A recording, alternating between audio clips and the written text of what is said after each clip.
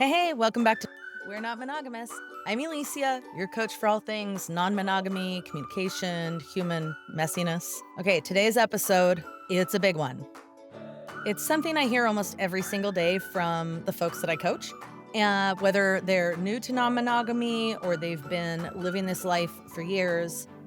We're talking about how to say the hard thing, the uncomfortable, the possibly relationship shifting, the throat closing truth without lighting everything on fire, without blowing up your whole relationship, your whole life, right? Okay, let's be real. You've got something that you want to say. Maybe it's about a boundary that's been crossed, or a feeling of insecurity that's been festering, or a shift in your desires that you're scared to say out loud. And every time you try, either it explodes out of you, it turns into an argument you immediately regret, or it gets shoved down so deep that it turns into resentment and it starts to erode your peace, your connection, just kind of starts breaking everything down, right? And holding it in feels like a betrayal to yourself, maybe a betrayal to your partners. Blowing up feels like regret. And honestly, like, you deserve better than that. You deserve relationships where your voice can be heard and your truth can be spoken without a big fear that everything's gonna get ruined, without the fear of implosion. Saying hard things is a skill. And like any skill, it can be learned and practiced and eventually mastered. We're not trying to be perfect here. It's just we wanna make progress. You wanna practice. So that's what we're gonna talk about today. Okay, before you judge yourself for not speaking up, I want you to ask, what is this silence protecting? What belief about yourself or about others did you learn that makes holding back feel safer? It's a really important question. And for a lot of us, telling the truth actually gets us into trouble or got us into trouble as a kid, right? We were punished, we were rejected, made to feel like we were too much or not enough. So we learned to avoid, to smile, to swallow it all down. Maybe you were told to be a good girl or boy, to not make waves, or that conflict was just really bad. And those early lessons actually wire us to avoid uncomfortable truths. But I have to tell you that silence is actually a pattern and not a personality. So when you name it, you can actually change it. When you name what's going on, you can shift it. Recognizing this pattern is a huge first step towards choosing to respond and react differently. Now, keep in mind that blurting things out can be just as damaging as bottling them up. And I say this with love because I've absolutely done both. But that feeling of like, I just need to get this off my chest without any real thought about the how or the what next, before you have the conversation, write it down, practice it, journal it out, get clear on what you actually want. What's the core message that you're trying to deliver? What's your desired outcome? Do you just want to be heard? Do you want to ask for a change in behavior? Do you want to set a boundary? Like, what is it that you really want? When you have this clear, it's a lot easier to not get pulled off balance and start going off into a million different directions. Having clarity actually creates safety and it lets you stay grounded. Having clarity helps you turn, you always do this into, here's what I actually need, right? So you're shifting the focus from blame to genuine need, which is a lot easier for your partners to hear and respond to. So I'll give you a real life moment from my own life. There was a time where I was holding on to this hard truth of feeling left out in the polycule for weeks because I didn't want to be too much. I didn't want to be the squeaky wheel, but I did want to get greased, right? I was, I had really convinced myself that expressing my needs would label me as difficult or needy or somehow like less polyamorous. And when I finally said something, it exploded. Yeah, big explosion. And it wasn't because my truth was bad or shouldn't have been said. It was because I said it through a lot of tears, a lot of resentment, instead of with clarity and care. My nervous system was hijacked. My words came out really accusatory. They had been fueled by like weeks of unspoken hurt. Like I was hurting my own damn feelings, really. And that conversation did change our relationship, but not in the way that I was worried about. Saying the hard thing brought us closer, created a space to like solve the problem. So since then, I really try to prep first. I journal it out. Maybe I'll voice memo myself, especially if I'm driving a lot. I name my fear. And when I speak from that place, I realize that the fear of being too much actually prevents me from being seen at all and supported in a way that I actually need.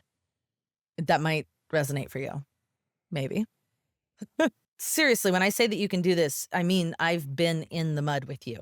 This is a practice. Don't have to get it right. Every hard conversation is a chance to learn and grow, both like individually in yourself and in your relationships. So, like, you can do this. You got this. I don't know if you've ever heard about a truth sandwich. I want to debunk this like weird idea people have. It's this idea that the truth sandwich is like manipulative or fake, and it's not. Okay. A truth sandwich isn't about sugarcoating everything, it just gives context and compassion. So you want to start with connection, say the hard thing, end with care. Okay. So that might look like I love being in this relationship with you. I love the things that we're doing. And I need to talk about something that's been hard for me. And I want to say it now because I really care deeply about our connection and I want us to thrive. Connection, the hard thing, this is a hard thing for me to say, care. I want us to be connected and I want us to thrive. Okay. This isn't like dodging the truth or waiting until things blow up. You want to create a space where your partner isn't getting defensive or you aren't attacking or making yourself small. You want it to land safely. And so you want to create an emotional container for hard information, for difficult information, and make sure that it's received as an act of love and commitment rather than an attack. And I know this can feel hard. It feels vulnerable. It feels like, why the fuck should I have to do that when my partner's the one fucking up? I'm just making assumptions here that that's the case, but often that's the case. I'm not getting my need met. Why should I have to be vulnerable when they're just not meeting my needs? Well, it kind of has to start with someone, right? And your nervous system isn't broken.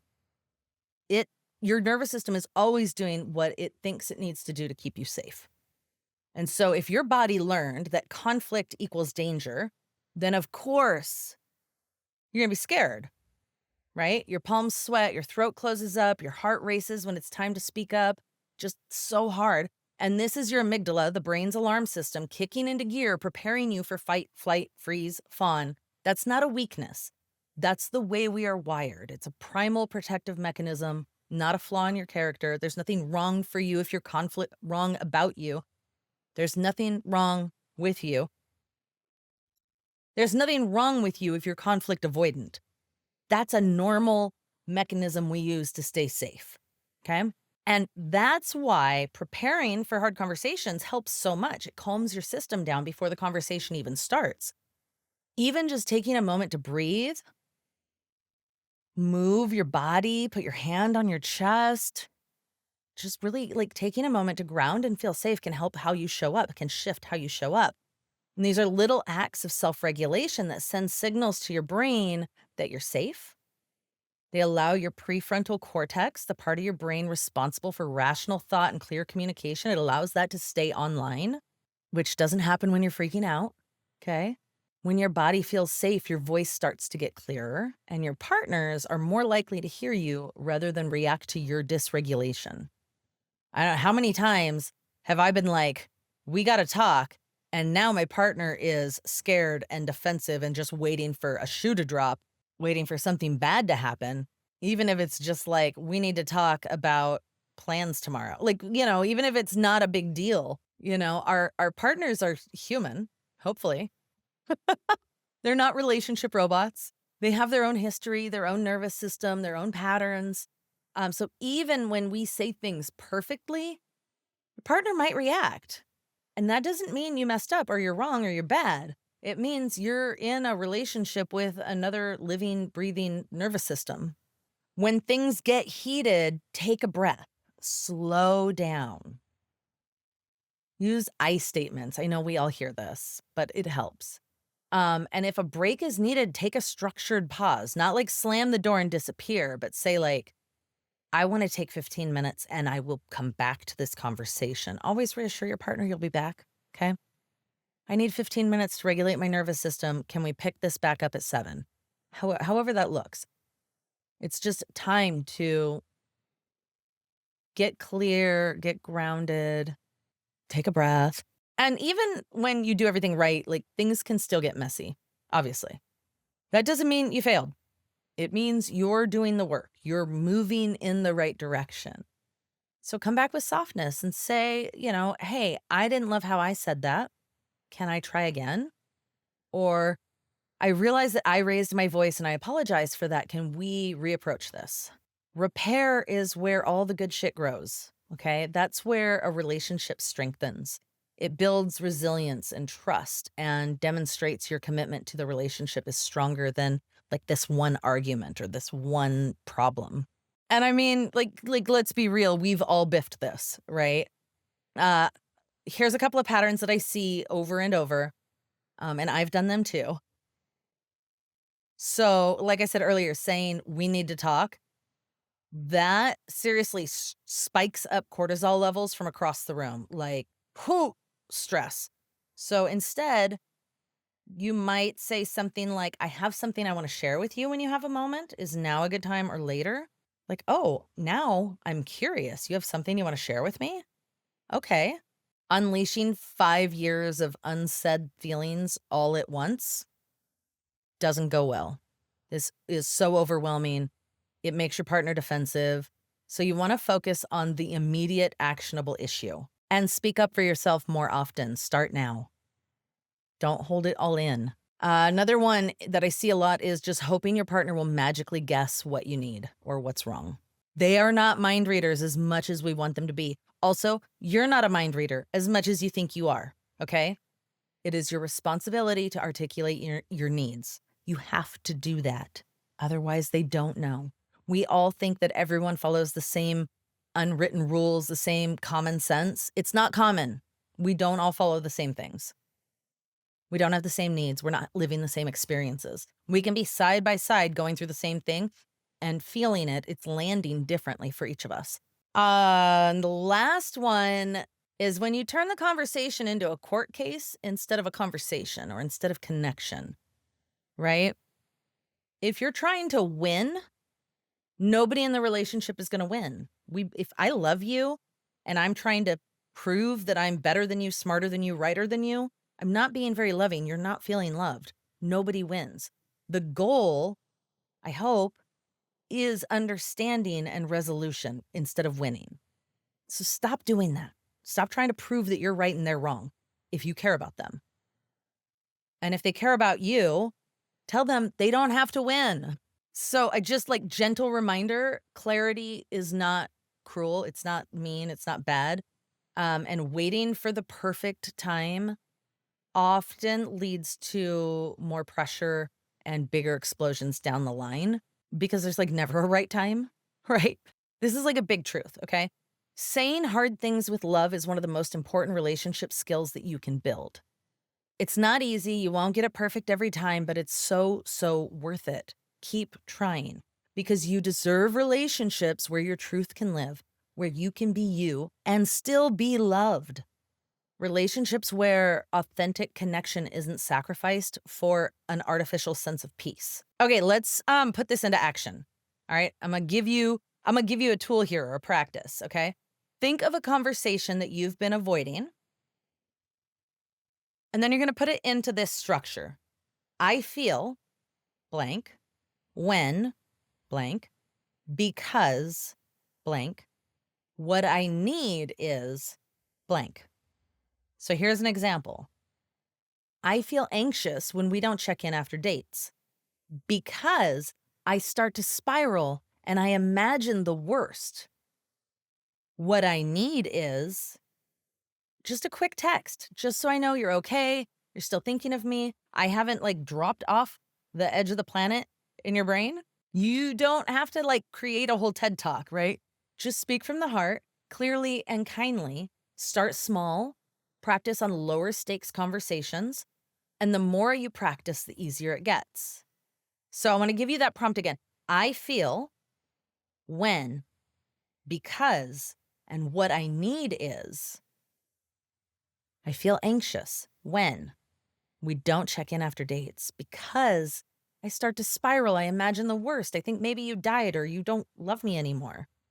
What I need is a quick text so that I know you're okay and you're thinking of me, that I still exist in your brain.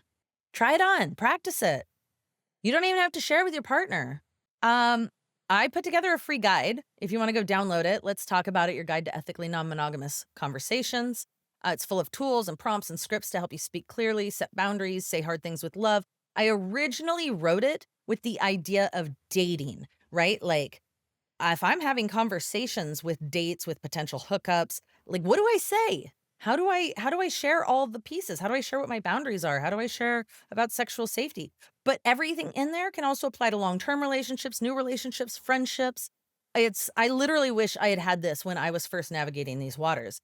Okay, you can download it on my website, aliciapayne.com/conversations. It's free, a little PDF download. Okay. Remember, aliciapayne.com/conversations. You've got this. You're totally capable of navigating hard conversations with like grace and courage. And don't forget that every time you choose to speak your truth with care, with compassion, you're building a stronger, more authentic relationship, not just with others, but with yourself. If you enjoyed this, if this was helpful for you, hit all the like buttons, hit all the subscribe buttons, leave a review, leave a comment. It helps other people find us, helps boost this little show up. If you want behind the scenes stuff, go to patreon.com/notmonogamous. I love you. Bye.